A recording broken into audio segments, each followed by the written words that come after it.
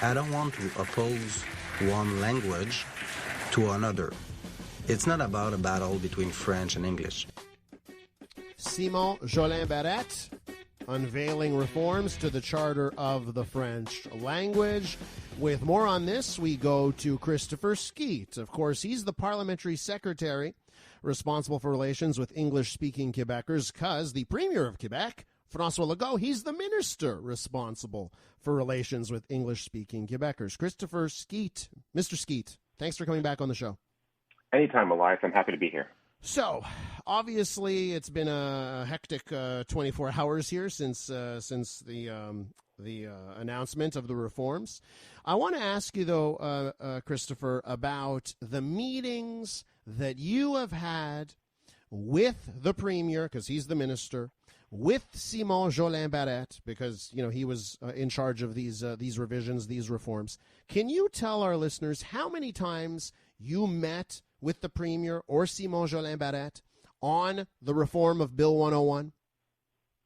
So we've had a total of, I'm trying to remember how many there, the exact amount, but we've had discussions in our caucus about this issue. We've had meetings between me and Minister Jolin Barrette as early as 14 months ago and as late as last week. So we've had numerous meetings on the subject, but also this was widely debated in the Ministers' Council, and there is a process before you process a law like this. You have to insert it in the government machinery, and all ministers have a chance to comment on it. So it's not an easy thing to get to propose a bill like this, and it was vetted by all the ministries and all departments. When I look at the CAQ, I don't see very many Anglophone voices. I know you're there. But as the CAQ caucus, I think there's a lacking of English voices. I even look at things like the Premier and who he follows on Twitter. He only follows one Anglophone, and it's not you. And I wonder if he had, the Premier or Simon Jolin Barrette, do you think they had enough discussions with the Anglophone community to talk about the pain that some of these revisions would cause? Well, I think you're forgetting that I've been very close to the English community since my naming as parliamentary secretary to the Premier. Don't forget we had I think it was a 6-month or 8-month long consultation process where we met over 140 groups, English groups, that is. I've been very present. I've had in the past year alone with COVID, I've had over 150 virtual meetings with various members of the community. So I would say that we have a pretty good sense of what it is that the English community needs and what the English community wants.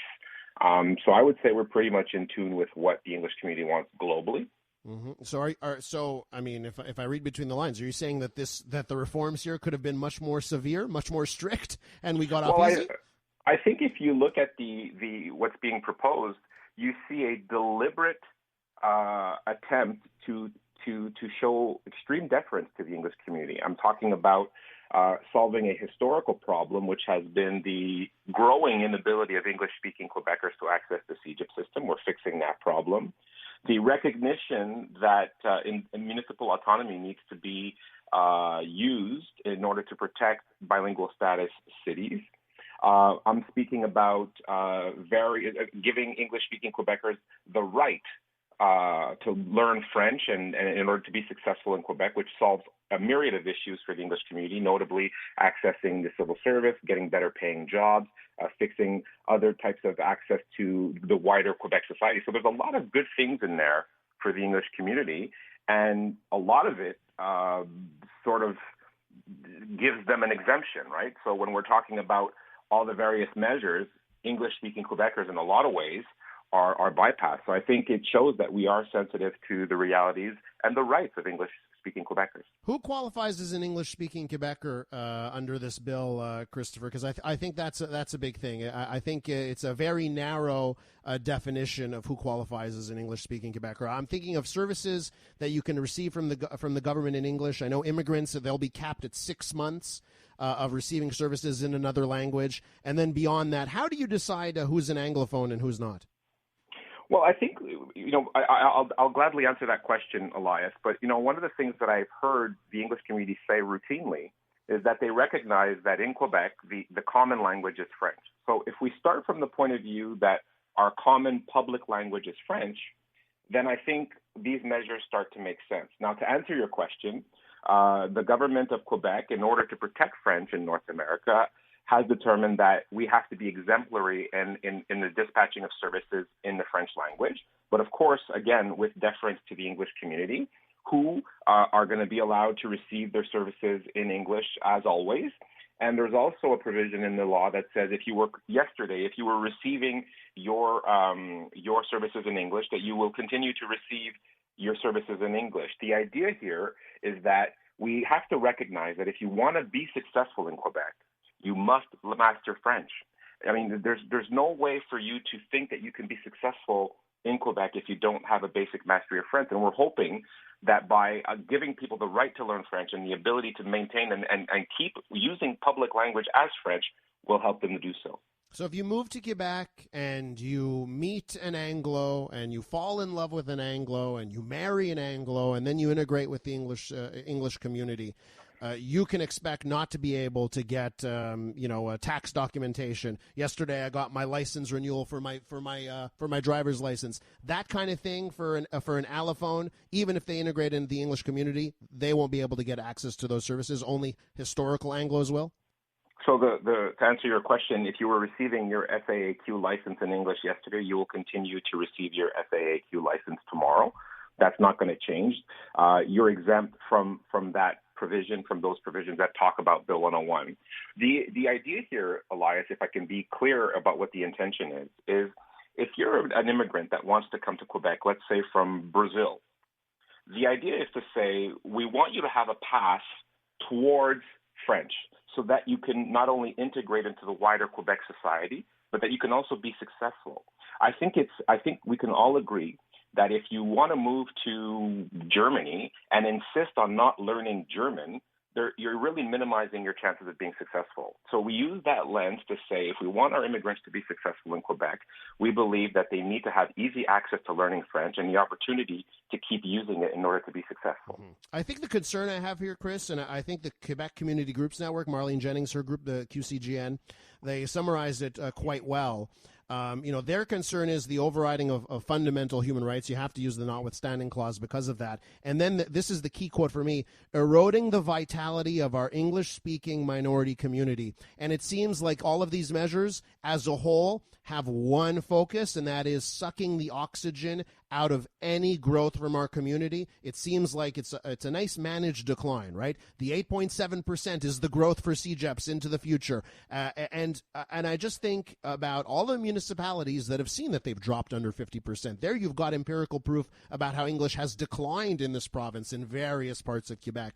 And I feel that all of these moves are so that the Anglo community can't add more bodies at all. And that's where I get a little afraid about the future of the English-speaking minority that has, I know you want to bring up Germany here, but in Quebec, Anglos have been here. We've been such a vital part of the economic part of this province, such a part of the whole history of the province, and that is what concerns me.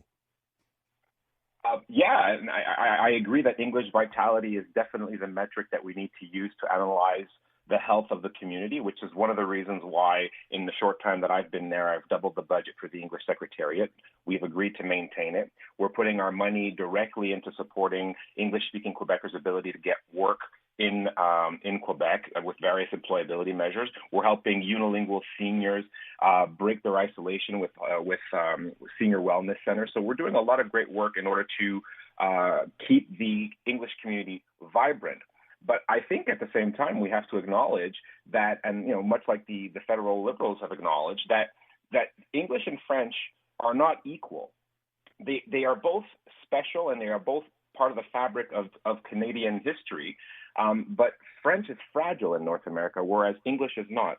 So how do we translate that into policies in Quebec? Well, we focus on English vitality, which is why we throw a lot of money to make sure that we keep the community vibrant, healthy, with various initiatives and various funding, and help them access services in healthcare and make sure that they have employment opportunities. So this is the focus that we have, and I think it's the right focus to recognize that even in Quebec, French is fragile, given the modernization of culture with internet and all the there is pressure on French in Quebec. And at the same time, well, we need to protect what makes the English community special in Quebec, and which is what my mandate is, and which is what we've been doing.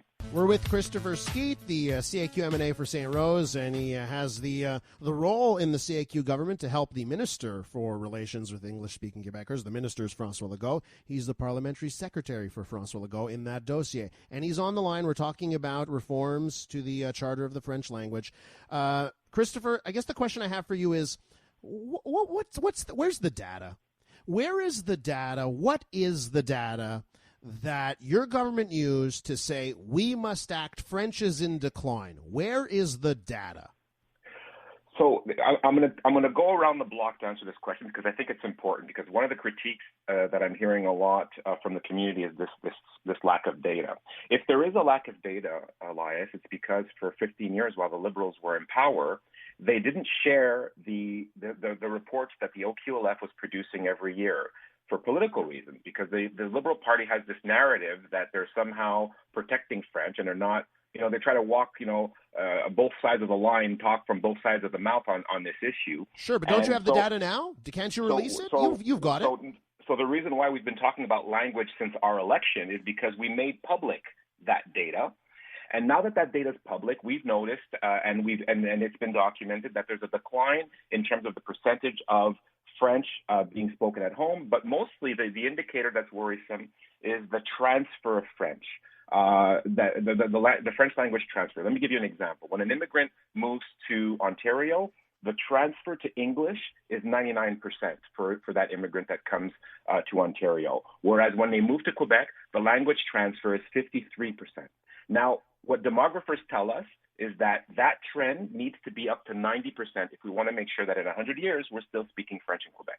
That is what's worrying the Francophone community, and that is what we're trying to correct with this measure.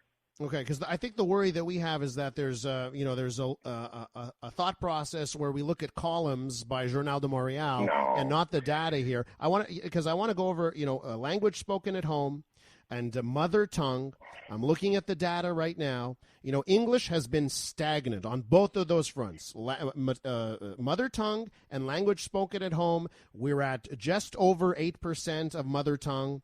We're at just over 10% of language spoken at home. It has remained in neutral in park for 20 years on that front with English. Yeah. And then French has gone down by, so let's look at language spoken at home. It's gone from 83% to 80.5% at a time of enormous immigration. Of course, it's going to drop there. And then mother tongue, when you have immigrants, mother tongue, mother tongue's going to drop. And that has only dropped, even considering that, over 20 years, 81.5 to 78. So I'm not seeing the sky is falling here. No, listen. No one is blaming the English community, and I think that's the kind of narrative that we have to just break ourselves free from. I think 50 years of one party benefiting from this division and another party benefiting from the other division has created a narrative where we always have to see English and French in opposition. The reality is 15 years of provincial Quebec failure to teach French to our immigrants and also our English-speaking community is what's the cause here. So we own this decision, which is why we're taking the measures to try and correct it. This is not against the English community. And when I see that you want to change the Constitution, Christopher, when I see that you want to change the Constitution, which will have huge ramifications, right, for just Anglophones in the court system, right? And by the way, it's lost because there's so many revisions to this bill. It's lost in the shuffle, right? That Simon Jolin Barrette seems to be hell-bent on making sure if you're an Anglo and you're accused of something, you're going to have a rough time of it in the court system. And we're going to make sure that judges can't be bilingual. I mean, that to me, it's petty. It feels petty. Let me correct you right away. Quebec does not have the power in the Constitution to change the way that courts and justice is administered in Quebec. So, no, that's not what the bill does. What the bill does is it does what you already believe, Elias, that in Quebec, French is the common language, that Quebec forms a nation. These are things that have already been recognized by Ottawa, and this is a reality that's existed since the Quebec Act over 400 years ago. So this is nothing new, Elias, and that's all that we're doing in terms of inserting it in the Constitution so that there's this recognition that we are distinct. And I think most English-speaking Quebecers would agree with that. And if you think we're being extremist, I would also advise you that there's a consensus in the National Assembly. The consensus in the National Assembly. You're right. You're right. Hey, by the way, Christopher Skeete, all the parties agree that there's a problem, and all the parties agree that what we've done is actually pretty good, except the PQ that thinks we're not going far enough. Yeah, and Christopher Skeete, you know what? Let's bring that up just for all of our listeners, by the way. There is consensus in the National Assembly on this. Even the Quebec Liberals seem to be looking at it that way. Of course, the PQ wants to go farther. And you know what that brings to mind, Christopher Skeete, is that clearly Anglophones are, and you guys love quotas, right? You love ratios, caps, and quotas. Clearly, with your CJEP revisions. Maybe we need to have more representation at the National Assembly. If we are 8.7% of the population, well, then maybe 11 members of the National Assembly should be speaking in English and be Anglophones in the National Assembly. Maybe we need to have a little bit more representation. You know what, Elias, and then I'm trying to be, I'm trying to convey information to your listeners today. I don't want to do too much politics, but I think at some point electors need to ask themselves what they want. I've always been honest with the English-speaking population, and I've always been honest with your listeners. I've always been very clear on what side I am. I know I'm not a liberal because I don't talk from both sides of the mouth. And here we have a party that consistently says it's for quote-unquote Anglo rights. It took them 50 years to create a secretariat. I'm the one that doubled it. I'm the one that's addressing vitality issues. And meanwhile, you have a liberal party that says that they're this giant, welcome wagon for the English community, but they basically agree with what we're doing. So I would caution this extreme rhetoric that suggests that A, we're not doing anything for the English community, and B, that these liberal elected officials are this panacea of refuge for the English community. I would caution against that. And the facts speak for themselves. We've done more than the Liberals for the English community in 3 years than they did in 50 years. One last topic. I want to talk about CJEPs for a bit because I feel there's a bit of spin going on here with this announcement. Of course, this will be better for an Anglophone who feels they've not been able to get into Dawson or Vanier or John Abbott College because there's so much competition from allophones and francophones. But there was another path here. There is clearly a thirst from Quebec's population, francophones, allophones, anglophones. There's a thirst for post-secondary education in English. And instead of answering that need, you've come up with a cap system. Are you really painting that as a win for an Anglophone? And again, I get back to the vitality of the English-speaking community moving forward, where we're not resigning ourselves to slowly declining. Do you not feel that these changes to the CJEP just do just that, keep us in check, as opposed to providing us with a glimpse of hope for the future? Well, I would disagree with that premise, and I would say that I think it's normal for English-speaking Quebecers to have access to their institutions. After all, the English community is taking the Quebec government to court over protecting their institutions. Now, by doing nothing over the past 20 years, what we have is kids with, I was on another radio station yesterday, and she was telling me that she heard of a kid who has a 92% average, and she can't get into a CJEP in Montreal. That makes no sense to me. If that was the case, I never would have been admitted to Dawson, and I never would have been admitted to Vanier, and I never would have been a graduate. So I don't think that that's a good thing, and I think we should act to solve that problem. We have the courage to do it, and we're guaranteeing access to the English-speaking Quebecers to their network. I think that's normal.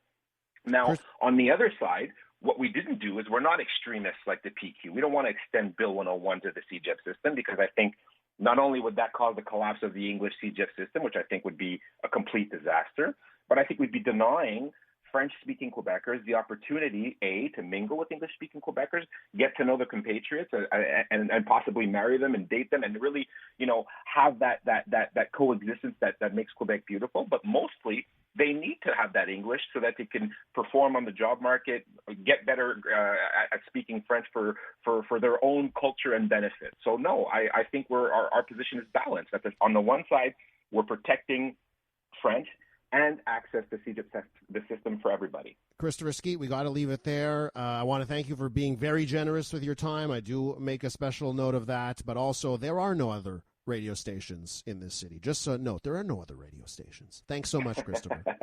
Cheers. Take care. That's Christopher Skeete, the CAQ MNA for Sainte-Rose, and of course, a special point man in the government for relationships with English-speaking Quebecers.